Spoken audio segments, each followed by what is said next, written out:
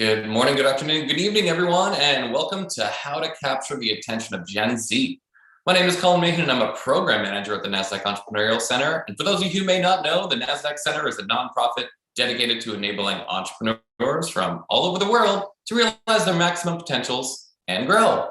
As you may have just seen in the chat, the NASDAQ Center, along with our partner Mentor Cloud, launched a free mentor matching platform for entrepreneurs called Mentor Makers. You can create your own advisory board to guide and inspire you with in-the-moment mentorship from topic experts and professionals dedicated to providing exceptional mentorship to entrepreneurs across all races, industries, and geographies. So find or become a mentor today by using the link in the chat. Mentorship matters to all entrepreneurs. Their success is dependent on it. Now, none of what we do here at the center could be possible without all the amazing support from our sponsors, including NASDAQ, Lehigh University, Bank of the West, KPMG, Wilson Sonsini, Woodruff Sawyer, and BPM. We're grateful and humbled by their contributions. Quick housekeeping, we're going to open up for live Q&A at the end of the event, so please submit your questions in the Q&A function at the bottom of your screen throughout the presentation. Now, during these still unique times, we're curious on how sentiment is among the entrepreneurs that we work with. So I'm going to just get us started by letting us know how you're feeling about your business right now. Are you optimistic? Are you just in survival mode?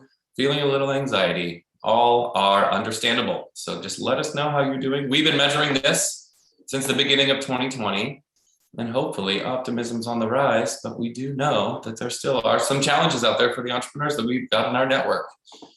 So I'm going to end this poll and share those results. Looks like optimism's on the rise, but totally understand that there's a little bit of survival mode and anxiety out there. So hopefully our presentation today will help increase that sentiment up into the optimism category. So without any further delay, please join me in giving a warm welcome in the chat to our special guest, Timothy Collins. He's the co-CEO and co-founder of Creed Media. Timothy, so happy to have you. Hey guys. All righty, welcome Tim. So happy to have you, and over to you. Welcome. Yeah, thank you so much. I will start by sharing my screen here, and then as soon as I've done that, I will start talking. Hoping that everyone can see this screen now. So we're here today to talk about how to capture the attention of Gen Z. Before doing so, I thought I'd quickly just show a video that gives some more context on myself, and then the company that I work for and run. And then we will be moving on into this exciting topic.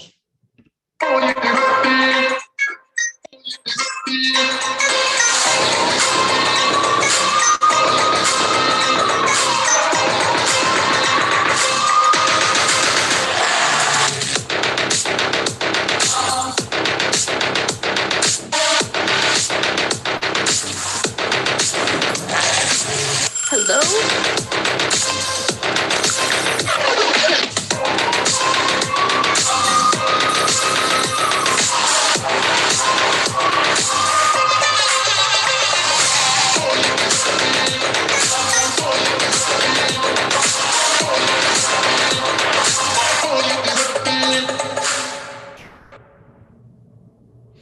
So my name is Timothy Collins. I'm the co-founder and co-CEO of Creed Media. We are a Gen Z digital marketing agency specializing in Gen Z communication, work with brands and music clients such as record labels and management companies to create and amplify digital moments. We're a company for the new generation, by the new generation. And to give you a sense of what I mean with that, the average age here at Creed is 22. So it's young for the young, even though I myself am 26, so I'm one of the older people in the company. But when we founded the company, we had the idea to create somewhat of a new gen SWAT team for digital marketing. And for example, our team is not just the ordinary social media geeks, but we have people that have like the largest meme pages in the Nordics or have built up some of the largest Instagram communities in the world. We're completely driven by what is relevant in the social digital landscape. And for us, it started in music, really grinding in the trenches, And as music a lot of the times defines what is culturally relevant, especially within Gen Z, this was the perfect knowledge powerhouse to help us learn how to guide people when it came to communicating with this new generation. And our slogan goes by, we build brands, we break music, and we create viral moments. And viral is a word we'll be talking a lot about during this presentation today. So before stepping into this, I'm here to present the future generation, who they are, why are they important, and how, if you learn to understand them, how this generation and their why of communicating can subsequently be an extremely powerful marketing opportunity.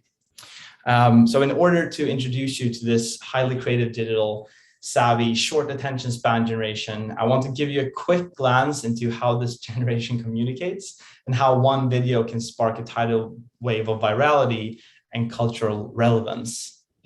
So this is that.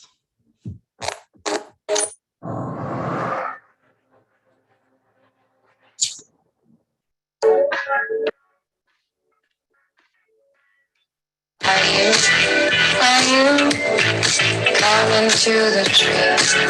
They strung up on me. They say you're murder free.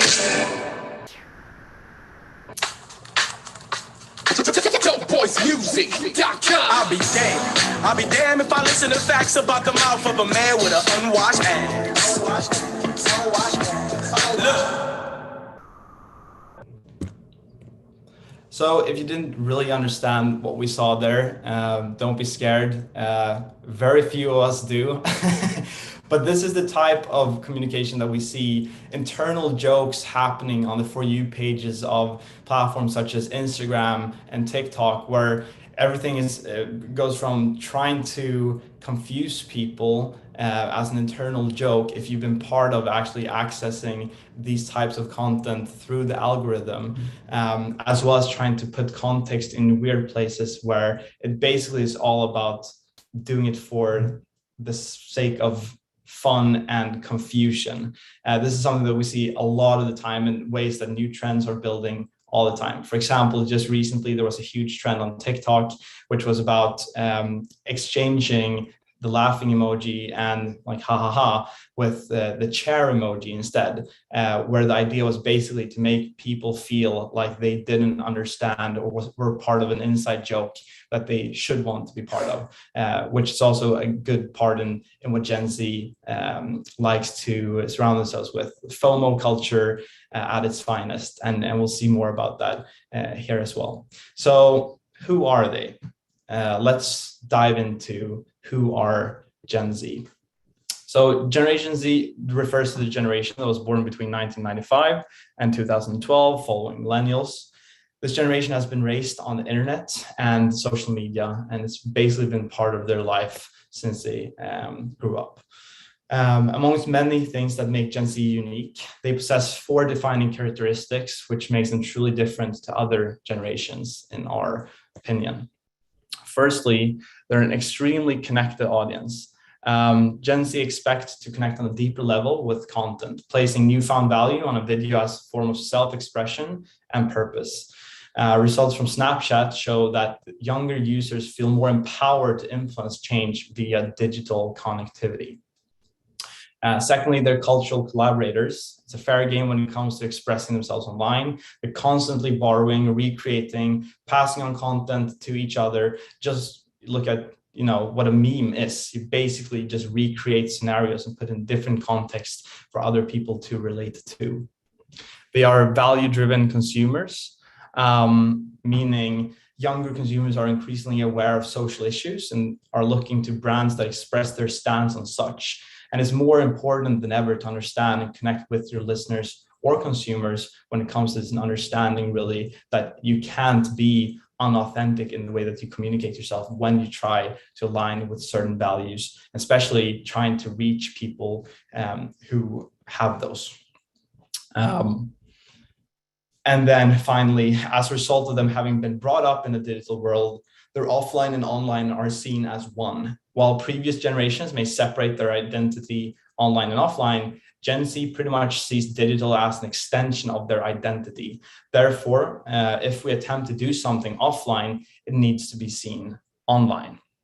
So in other words, and how we like to say it, is that social digital is basically their living room. And as soon as you start communicating with that, you are in their home safe environment. So when you're working on social digital, you're stepping into the Gen Z living room. Don't try to rearrange the furniture, sit down and play Fortnite with them. So looking at the numbers taken from the Zebra report 2020, their findings showed that Gen Z typically have an attention span of just 8 seconds, a few seconds shorter than millennials, who come in at approximately 12 seconds. 88% of Gen Z find expressing themselves creatively super important. 77% say that they feel more positively towards a brand when it promotes gender equality on social media. And 88% of Gen Z want brand experiences delivered through both digital and physical channels. But most importantly, and in lack of better wording, they don't care too much about there needing to be major prestige in their ways of communicating, which in a lot of instances leads to them communicating a lot in unfiltered and very raw and cut ways. They are the most digitally engaged and active generations. It's therefore difficult to outvoice them in each of the digital scenarios. So when we then step into this and ask ourselves the question, why do you need to care? And are they really that important? Gen Z will soon become the largest cohort of consumers, and brands and artists who want a piece of this opportunity will need to understand their tendencies and digital expectations. With the power and volume and the pure manner by which they communicate, Gen Z will ultimately determine what the rest of us perceive as cultural relevance, whether that be in music, entertainment, politics, or anything else. And with global movers like Greta Thunberg, Billie Eilish, Emma Chamberlain, Millie Bobby Brown, there's nothing that Gen Z cannot do. They don't define themselves by their age or experience, but what they value and what their creativity brings in regards to their own self-worth and value that they set on themselves. Their pure power of driving immense movements and communication enables them to have impact on every level, whether that be what tracks hit the billboard through platforms like TikTok, or driving major political motives like the Trump rally, where a bunch of Gen Z made up a major political mockery by collectively buying up tickets to Trump's rally and then not turning up. Their power has insane real-life consequences, or at least impact. They have the power to make the most random things go viral, and where their impact through rapid communications on social has real-world implications. And we'll go through a few of those examples now. So for example, you might have heard about this, or you might even have tried this from having found it online previously. But a video went viral on TikTok and Instagram of the so-called TikTok feta cheese pasta.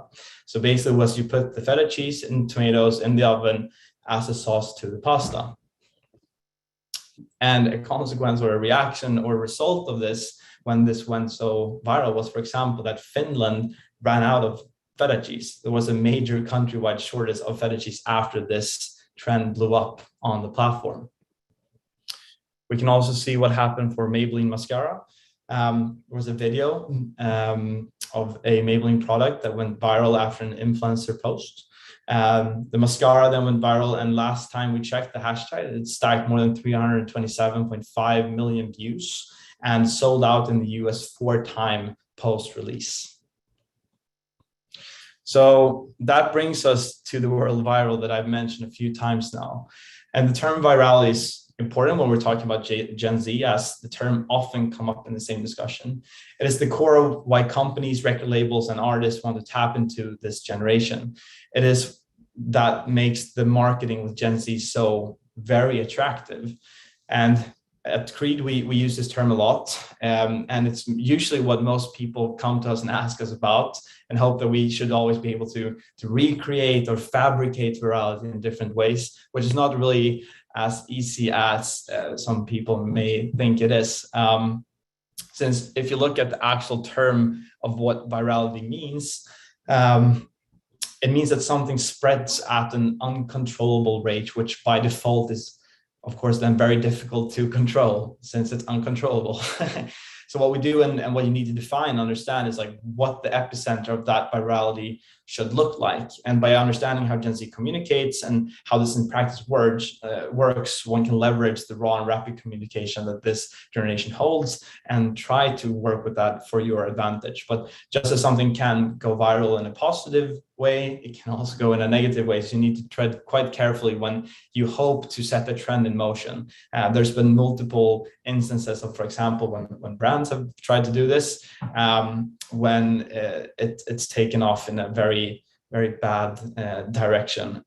For example, I can't play this here, but you can look this up yourself. There was a launch of a McDonald's sound called Crispy Juicy Tender, where the idea was for people to sing along to this song, and basically it was a call and response. You would say the same words as they were doing, but then Gen Z, who loves online mockery of in different ways, basically decided that they wanted to take that into a different route. So that's something you can look up yourself to see sort of what the consequence can be when they take something that you might have wanted to steer in one direction and want to take it into a completely different one. And another thing that's fun to mention is also how new words become trending depending on cultural influencers such as artists or celebrities. So a few months ago, Tony Hawk, the skateboarding legend, announced that he would be selling boards infused with his blood with a water brand in the US called Liquid Death. And Lil Nas X had previously done a campaign or a stunt with the creative agency Mischief, where they launched shoes, which was infused with his blood, where he felt like when Tony did this after him, he wanted to comment, nah, he tweaking, just as a response of sort of being like doing what he already did in a fun way. And this was seen pretty much everywhere during a short period of time. Even Instagram themselves used it in a tweet. But just as something can move up and become huge in a very short amount of time, it can also disappear. So for example, if you were to try to use this phrase now, you would most likely come off as a boomer, as the trend has sort of settled since. Hence, the speed of the communication, how things become relevant, is extremely important when talking about and with Gen Z and how to connect with them. You need to be extremely agile when it comes to capitalizing on these moments and working that momentum and understanding where they come from as well, so that you put yourself in the correct context if you try to be part of that conversation. So when we step into this then and look at where they are on socials, building on the fact that Gen Z use socials as an extension of their identity. They can be found in every vertical on social digital. Communities ranging from global status to niche interest are forming every day. And it's easier than ever to connect with someone who has the same interests as you, even if they are across the globe. There's a community for pretty much everything nowadays. And it doesn't necessarily mean that you even have to find it. Thanks to the algorithms of these new platforms, especially TikTok, the niche and interest that you are interested in will most likely find you at the end of the day. And this meaning that as a brand, creator, or artist, you can build a connection with the sub-communities that will drive your brand to relevance. And it's not just about being on a platform. You need to know what and where you're doing it. Simply spreading awareness doesn't cut it anymore. You need to spread meaningful awareness if you're effectively going to reach Gen Z and authentically connect with them. So with that being said, let's quickly deep dive into the ecosystems of social and where they are reachable and sort of our take on what these platforms look like today. So why Instagram? Instagram is much as a magazine for all things social. It's a place where you go to get your information. You choose who to follow that is fully aligned with your interests. Instagram is in many ways also something that we, once again, lack of better wording, call the recycle plant for native and organic content. Something goes viral on TikTok, Twitch, or Reddit, and then it gets validated through a community page or meme page on Instagram. It's become more of a place where you follow your friends, favorite artists and celebrities. It is a very polished space where people share the best of their life. It's also important to understand that there's quite low consistency or low frequency in posting in the feeds compared to, for example, other platforms. And sort of sum that up as well, it's become more of a platform where it's all about the social identity. If we look at how people are treating their postings, there's a lot more prestige that go into when you're doing something and when you want to upload. I think a lot of people can relate to the feeling of that every time you post something on Instagram, it really is somewhat of a, you're making somewhat of a standpoint of yourself, where you are in your life, how you're developing. Whilst if you were to use, for example, once again, Instagram, but Instagram stories as another format, that's very raw and very close to yourself compared to what your feed will probably look like. And we'll be talking more about how TikTok is an interesting platform in that sense, and how different the behavioral patterns when it comes to communication looks there compared to this established platform. So then we have Twitch. So why Twitch? Twitch started out as a real life streaming platform where one's offline could literally live online. The platform became famous for live streaming video games, which is currently its main source of content. And Twitch users consume about 71 million hours of content on a daily basis and has an average of 15 million daily active users. And I wanted to bring up Twitch because it's one of the most interesting outliers when it comes to the different Gen Z hubs. Because we always talk about Gen Z short attention span and capturing it. And I even spoke, of course, in the beginning of this presentation that they have a very short attention span. But here we have a platform where people are averaging 15 to 25 minutes per streaming pages, which shows that when the intention is, of course, to stay for a longer while, the attention span might not be as short as previously mentioned. And Twitch is a place where you can capture the long form attention. One can argue that games are constructed in a manner where you have small, frequent dopamine kicks at all times, as well as large portion have Twitch as backdrops in their daily life, the way we may have the TV on. So it might be more of like a comforting partner that's there that you can listen to, similar to how people might have a relationship to podcasts. They have their streamers that's in their living room and sitting there while they are doing their other things in life, but feeling that there's a presence there.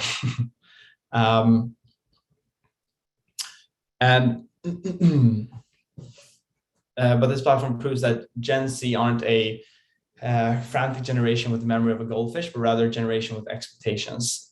Position takes in the ecosystems of socials just proves that it's rather about how Gen Z uses each platform in different ways and have different expectations on how they will consume content, also which creators on the platform will give them the chosen experience. And each media, of course, serves a unique world with a unique purpose. And I could literally stand here for hours and explain that ecosystem of the social digital landscape, the rules and languages of each, but I will spare you of that. Understanding how the audience interacts and why they use each platform is key, and tailoring your content to make it receptive in each platform is going to be the most important part of it when you're approaching communication on them. And then we have Snapchat. Snapchat serves a unique purpose for Gen Z, where it allows them to stay connected with their friends in a very real way in real time. It almost serves as the most authentic follow my day social media, in contrast to the somewhat superficial nature of other social media platforms. It came as a natural response to the fake identity or fake world that people were putting out on other social platforms. And here instead, people could send short videos or photos that lasted for a few seconds before being deleted forever, making it quite easy for them to not feel pressured in what type of content they were going to send out. They could pretty much just, not have to think too much about what it was that they were actually sending or still are sending.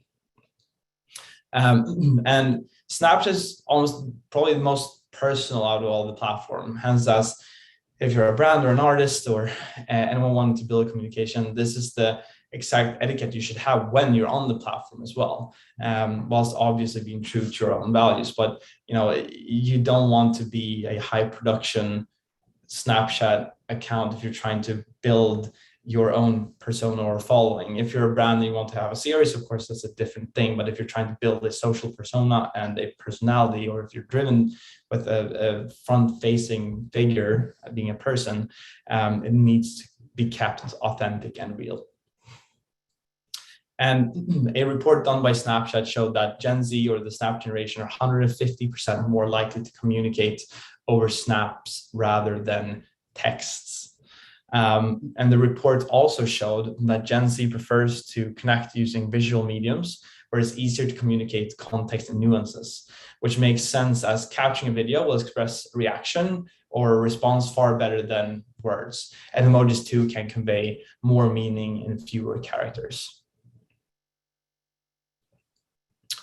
This leads us to a platform that has completely captured the attention of this generation, and that is TikTok, a platform that for a long time has been the main powerhouse for native content, the underdog in social media creations that came to become one of the biggest platforms that exists today. So if we look at TikTok, and everybody knows that TikTok has done one of the most impressive platform journeys in modern time. It is the most downloaded platform in 2020 from which was done by Sensor Tower that provided that data, and has for the past 3 years completely taken over the world. Estimates shows that TikTok has over 1 billion users, which is still increasing monthly.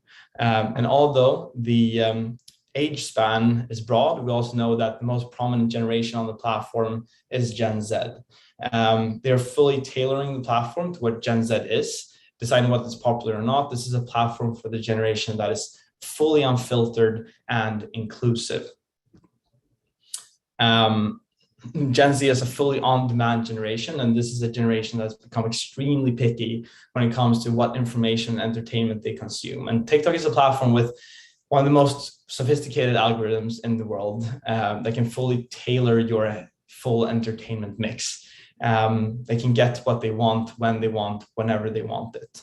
And I'm pretty sure that most people here that have tried out the platform or have the app have felt that with more time being spent on the platform, they will get sucked into spending more and more time there as well. Because after a while, you just continue to see fun things over and over again and just want to stay there, basically. And it's a format that is very easily digestible. And as you have 1 billion users, there's also content within every single niche and genre that you can think of. It's what we like to say, a short form of YouTube in many ways. I wouldn't even compare it anymore to Instagram or Snapchat or other platforms like that. And in addition, if you look at how the algorithm fundamentally works, this is a platform that has made it possible for every voice to be heard at an immeasurable scale for a generation where that is at the core of what is most important to them. This is therefore a very natural fit. What I like to say is that it's no longer necessary the fact that the person with the most followers can scream the loudest. It's now instead that the person who has the most interesting and valuable creation or communication in their video that will be seen and heard the most. You can have 500 followers, But if you communicate properly in an organic and authentic manner to an audience that is interested, you can reach the exact same amount of people than someone who has 10 million followers might do. So it's democratized the possibility for people to have a voice, which we think is a very interesting change in the social media landscape, that now pretty much anyone can be an influencer if they have the right message to speak up about. And with that being said, this is a platform where authenticity is key. And it's a platform where you're basically dealing with a platform where the algorithm throws content at you that you like, and it's completely tailored to you and subsequent community, meaning that relevance and understanding how to target a specific community is also key. People are on the platform to see the ordinary and the relatable individuals for the sole purpose of entertainment, which means, as I started the sentence, that authenticity is key. Just even to be able to trigger the algorithm with a post can happen if you have the right tonality and the right message to send across. And I think there was an interview recently where Ed Sheeran was talking about TikTok during his visit to Sweden, and where he also explained it pretty well, saying that, TikTok is not a dance or music platform in the same sense that people might have looked upon it before, but it's rather an entertainment platform now in every sense. Like, you go there to consume content for a long period of time, and you don't have to be scared of not finding what you will like. There will always be something there for you. And if we continue in here, music and sound is still at the center of the platform that drives this behavior. Music has always been a work of self-expression, a way to show your identity and amplify your feelings. And this is just another layer on top of this. So where you can now be, creative and amplify your content with your favorite music, or people can take part in fun challenges and creations and be part of a community without having to think too much. You don't have to sit in a room and try to be funny, but you can interpret music in clever, funny ways, which lowers the barrier of entry when it comes to creation. It's very easy for someone to quickly find their way of building together a character of themselves on the platform, thanks to all the tools that TikTok provides you with. So if we then move forward here, there's been a lot of information, and I think something that's always good to talk about is, of course, then how can you use all of this? And I think one of the first things is like understanding the platform and how fundamentally communication flows on that specific platform. Basically, if you want to target a specific community or want to be part of a specific community, you need to understand which angle you want to approach that and where to build your own voice. It's important as well to adapt your content to fit the way that Gen Z absorbs and relates to content. There is no possibility to have a one-size-fits-all approach when it comes to, for example, TikTok or basically any of the platforms today. You need to understand that there are different cultural behaviors on various platforms, and people expect different things for when they are there and want to consume the communication that they're looking forward to taking part of. And also with this, understanding that with Generation Z, speed is key, especially if you want to catch the momentum and be part of Gen Z lingo. You need to be extremely fast and agile when doing so. For example, the Instagram tweet that I showed you in the beginning, the Nahi tweaking, or another example is, are you running to the tree trend from the first video I showed, which was super confusing. And there will always be a fast moving trend that could be good for your brand or for you as a person to quickly align with or amplify with your own voice to sort of be part of that cultural relevance happening then and there. But if you're not certain that you're catching it in the right moment, it might just be better to not try to do that, because if you're too late, you will just be looked upon as someone who's not understanding how the culture is moving in many ways. And so this is sort of what it could look like. We worked with a brand called Circle K, which was a campaign we ran. It's a gas station in Sweden, and they wanted to brand their new product. And the biggest limitation was this product is being sold in a place where most Gen Z don't have access, and they don't even drive. Let alone it was only sold in selected gas stations in the country. So by leveraging the power of creators that were aligned with the brand values and tonality, we created a super fun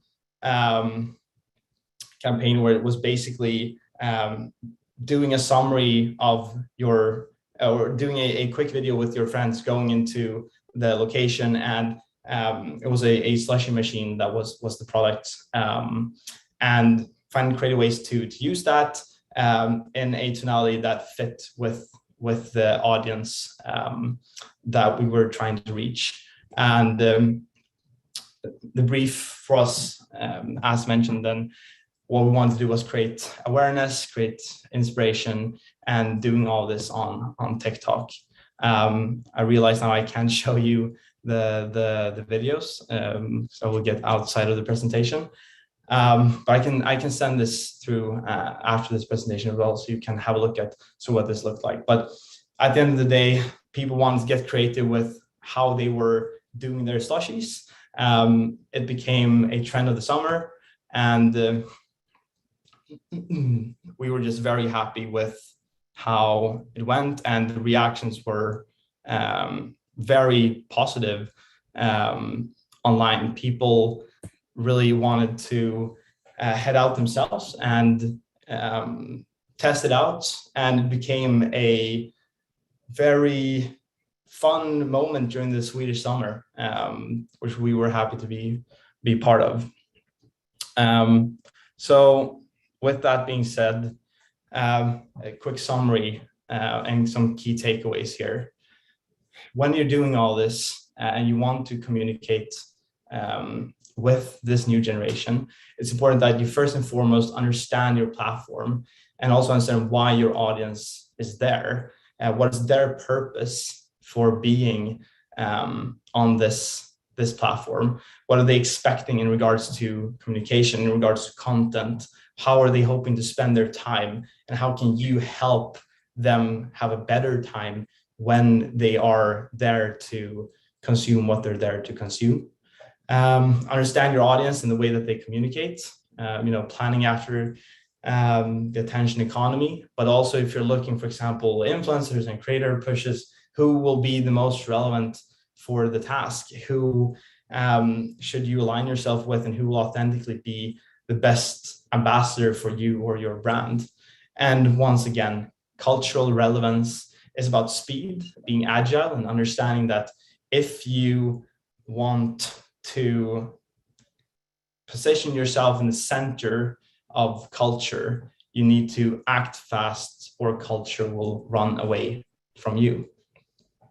And that is pretty much this presentation on Gen Z. And I will now open up for a Q&A. Awesome. Thank you so much, Timothy. What a great overview. I admittedly am not on all of those platforms, so I learned a lot. If you want to stop sharing your screen so everyone can see your smiling face, that would be great. Well, we've got some good questions, and if you still have some, let us know by dropping them into the Q&A function at the bottom of the screen. Before we jump into Q&A, just a quick pulse on what's keeping you up at night. So what can we do at the center to help you with your business? Is it finance, sales, marketing, scaling, pivoting, team, or just surviving? So let us know by filling this poll out really quick. So we're gonna jump into those questions in a moment, but these responses will help not only guide our discussion with Timothy, but also help guide us to what programs we should be offering for you in the future. So Thank you for participating. I'm going to end this poll. Timothy, good news for you. Marketing's at the top of the list, followed by sales and finance. So hopefully some of these questions that everyone has will be addressed. We'll try to get to them all. Alrighty. So first question.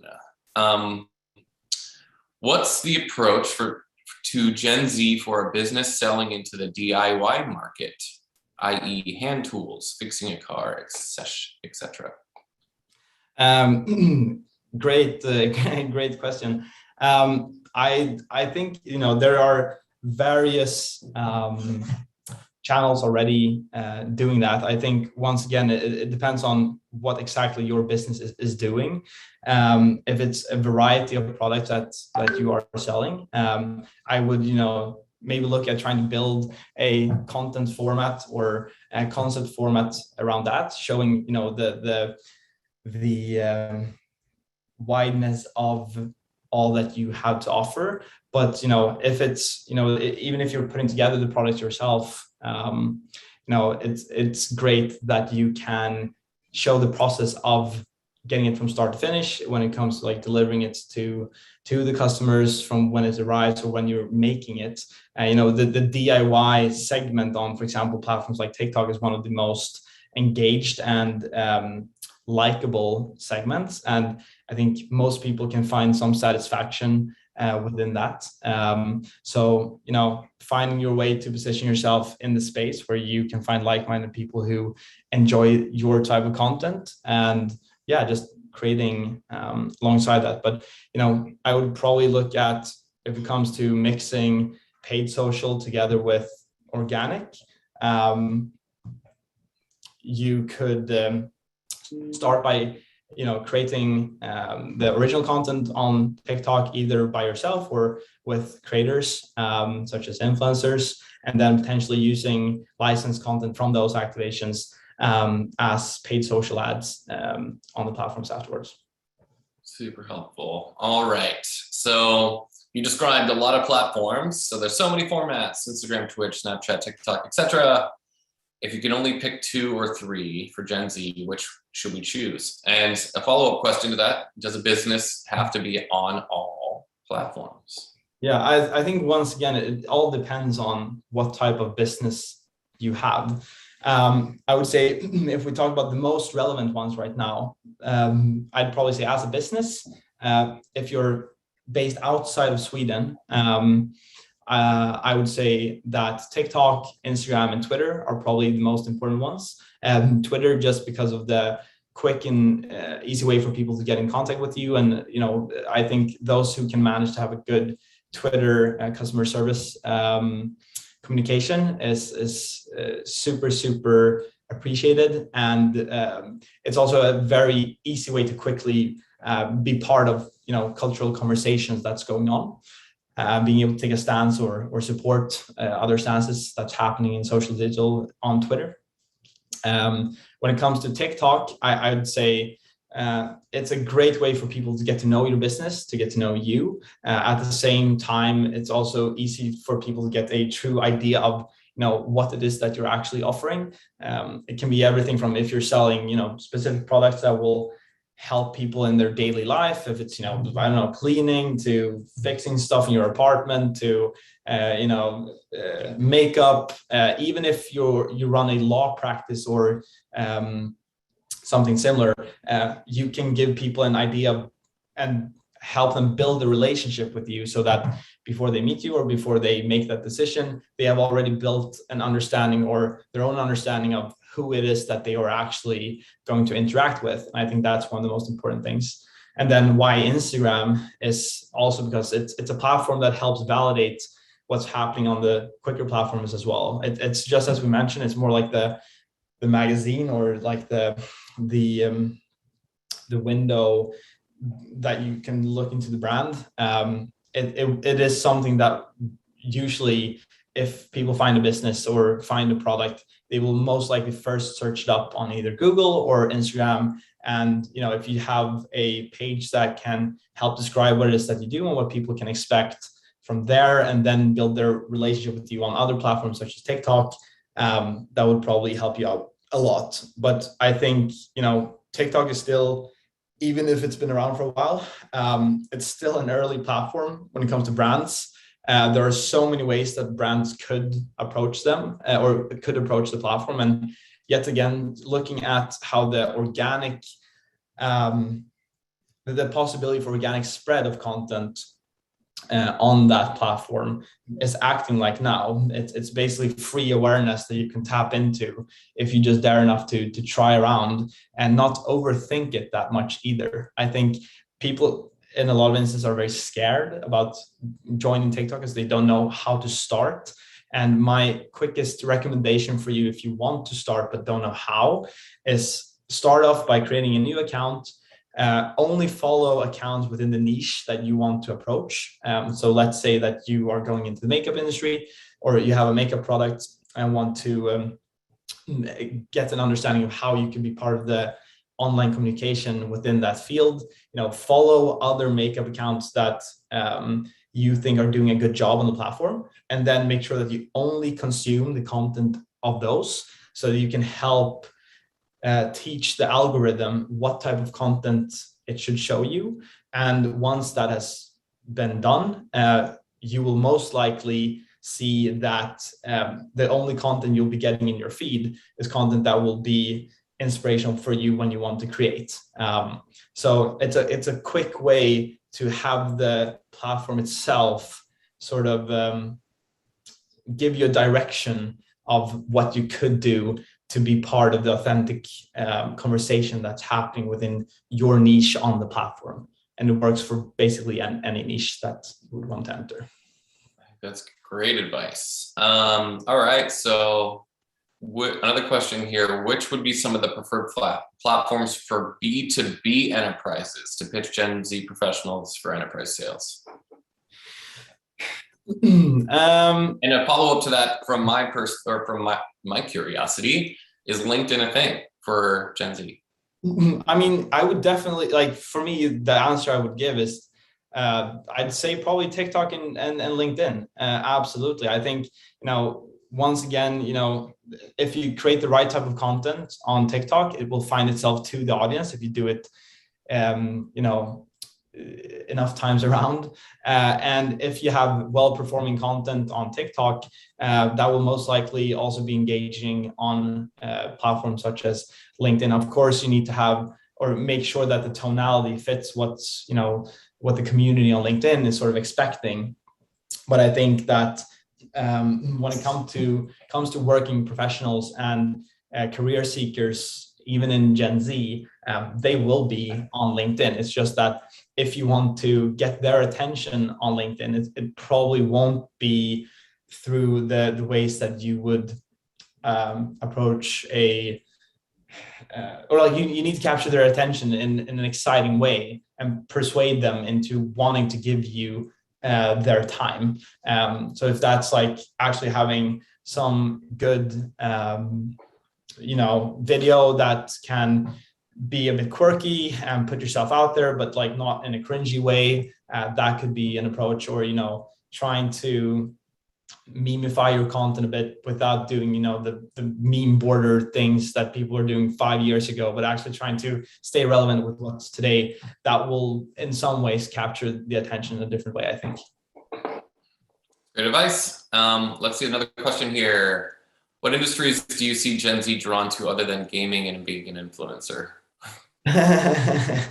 That's a good question. I mean, it feels like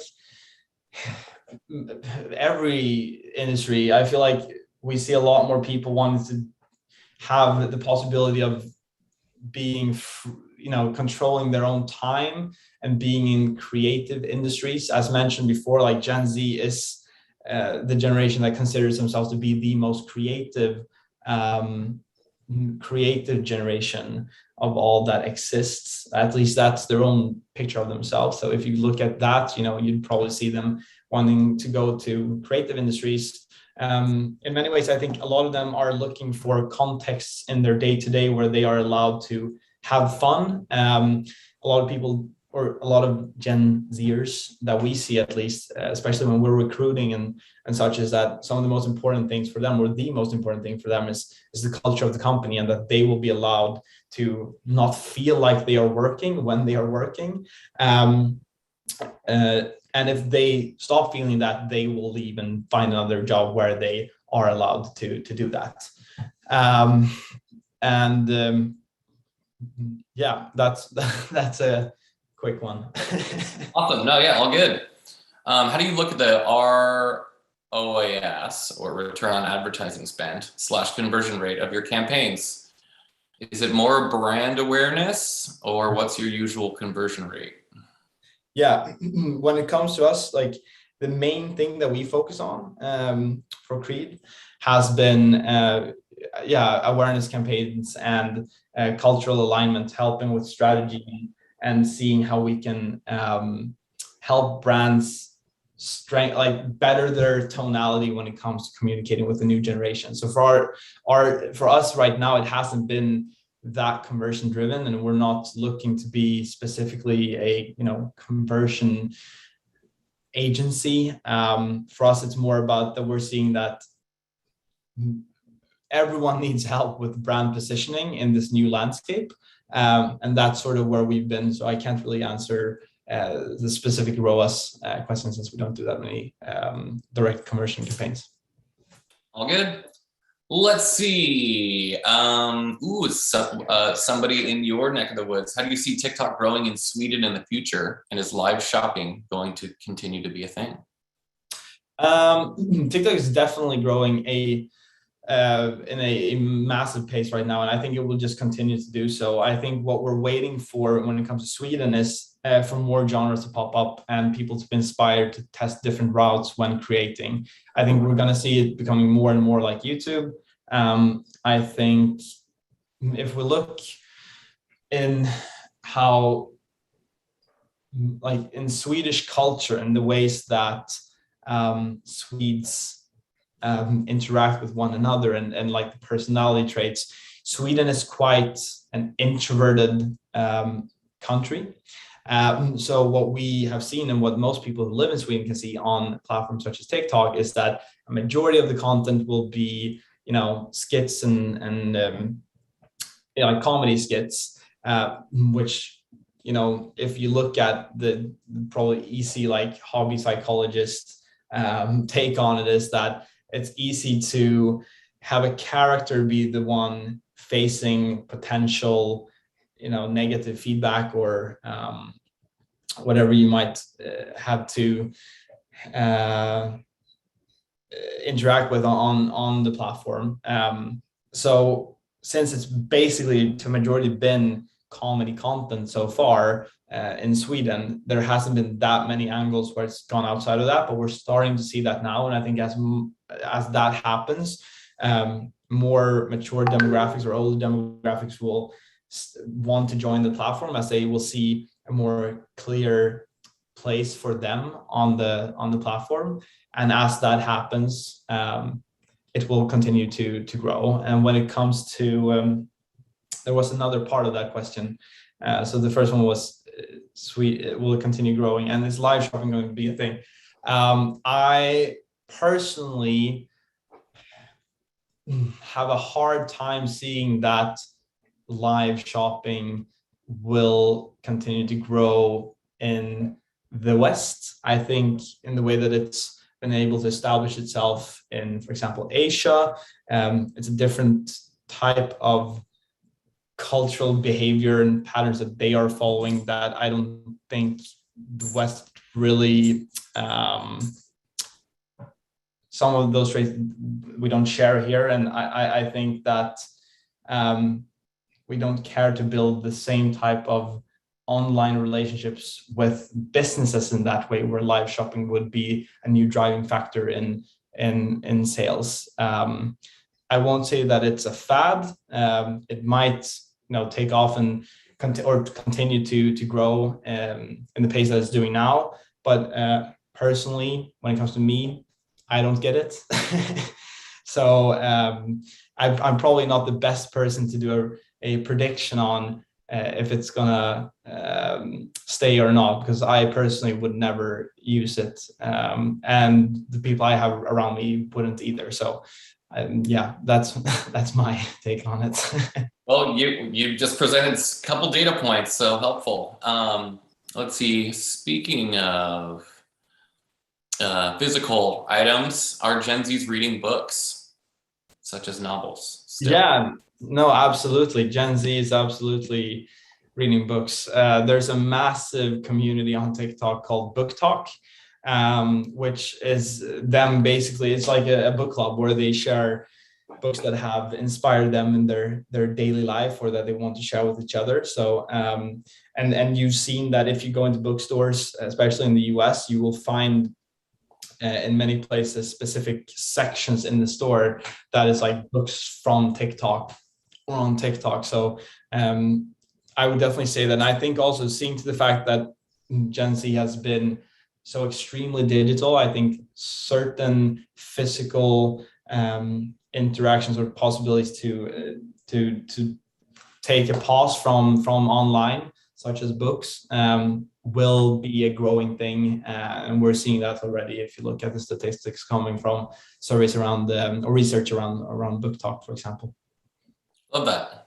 Oh, well, we're almost at time, Timothy. So really appreciate all of your insights today and you contributing your time. What's one thing that if somebody were just to tune into the last minute of this that you want our audience to take away?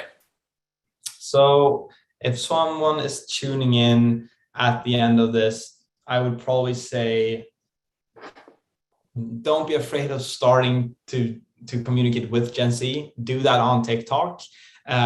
Try and accept that you won't be creating perfect content from the get-go, but allow yourself to be creative and allow yourself to play around with it. The more you post and the more you create, the more you will understand where you can find your place and your tone of voice in this new world of digital. And I don't think anyone could lose out from that.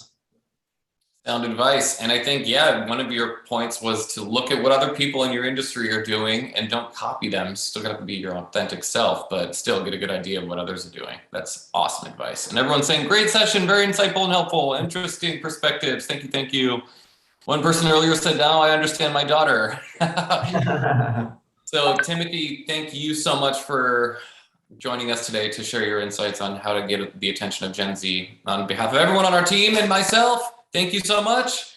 To everyone still online, we look forward to inviting you to our future programs and to seeing you online soon. Thanks again, everyone. Thank you, guys.